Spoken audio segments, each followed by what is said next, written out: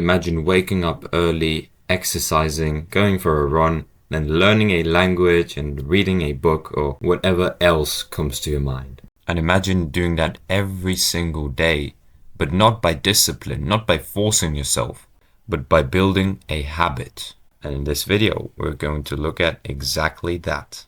Now, in order to build habits, we need to look at what habits actually are and what they're comprised of. In 1898, a psychologist named Edward Thorndike conducted an experiment in which he would place cats in a so-called puzzle box. This puzzle box was designed so that the cat could escape through a door by some simple act such as pulling at a loop of a cord, pressing a lever, or stepping on a platform. And once the door had been opened, the cat could dart out and run over to a bowl of food.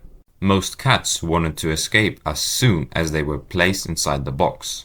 And after some exploration, the cats would happen to press the magical lever or step on a platform, and the door would open. Gradually, each cat would associate the action of pressing the lever with the reward of escaping the box and getting to the food. Cat 12, for example, escaped in an average of 1.5 minutes during the first 3 trials. During the last 3 trials, it escaped in an average of 6.3 seconds. Thorndike stated that behaviors followed by satisfying consequences tend to be repeated, and those that produce unpleasant consequences are less likely to be repeated. But why does the brain even bother building these habits? Well, whenever you encounter a new situation in life, your brain has to make a decision. How do I respond to this? And then occasionally you stumble across a solution. You're feeling anxious and you discover that going for a run calms you down. You're mentally exhausted from a long day of work and you learn that playing video games relaxes you. It's all about these rewards. And then your brain is like, what did I do right before that and how can I achieve this again? With practice, the quote useless movements fade away and the quote useful actions get reinforced. And that is forming a habit. So ultimately, habits are simple, reliable, and automated solutions to recurring problems in our environment. Therefore, habits are mental shortcuts. One could even argue that they're a kind of subconscious memory of a problem in the past. So instead of if this, then analyze the environment, gather best options, choose best options, do that, we have if this, do that, which is precisely the thing that makes habits so powerful. Now, some of you may say that habits will make your life dull. It'll make your life one big routine that takes away all the vibrancy and spontaneity of your life. But there's a problem with this statement. It makes you choose between building habits and attaining freedom. But habits do not restrict freedom. In fact, they create it. Without good financial habits, you will always be struggling for the next dollar. Without good health habits, you will always seem to be short on energy.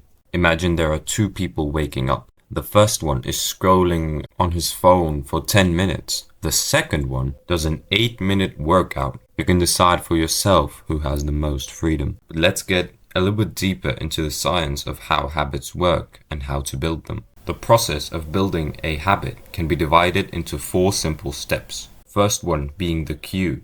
The cue triggers your brain to initiate a behavior. For example, you see or smell food and then you become hungry. Which leads us to the next step, which are cravings. When you crave something, you don't crave the actual habit, but the change in state it delivers. You do not crave smoking a cigarette. You crave the feeling of relief it provides. You're not motivated by brushing your teeth, but rather by the feeling of a clean mouth. That's why cravings differ from person to person. For a gambler, the sound of a slot machine can be a potent trigger that sparks an intense wave of desire. For someone that doesn't gamble, it's just background noise. The third step is the response, so what you actually do after the cue and the craving. So for example, lighting a cigarette and then smoking, or grabbing your phone if you want to check social media. Finally, the last step is reward, which is basically the feeling of satisfying your cravings. When you smoke, you satisfy your craving of feeling relieved. Another very important thing to note is that the 4th step, so the reward, gets associated with the first step, the cue, thus creating a very interesting cycle. For example, let's say the smoker had a very stressful day at work. and so he smokes. Smoking becomes associated with a very stressful day. Now, let's look at how to become the master of your own habits with these 4 steps. With the first step, so the cue, if you want to create a good habit, you have to make it obvious. For example, you want to read every day before going to sleep, you just put your book on your pillow and you'll notice it every single day. If you want to break a habit, you have to make it the complete opposite, so make it invisible. If you want to stop playing video games, you have to put the controller somewhere you can't see it.